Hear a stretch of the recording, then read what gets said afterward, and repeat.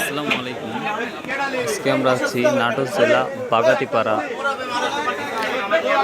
উদরামপুর বাজার। কাঁচা মালামাল বিক্রয় করা হয়।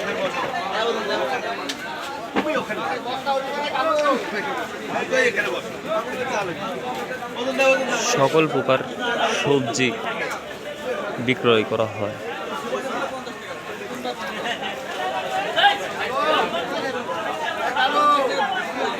আজকে কচু বেচা হচ্ছে 30 টাকা কেজি, বাগুন 70 টাকা কেজি, করল্লা 80 টাকা কেজি, লাউ 50 টাকা পিস।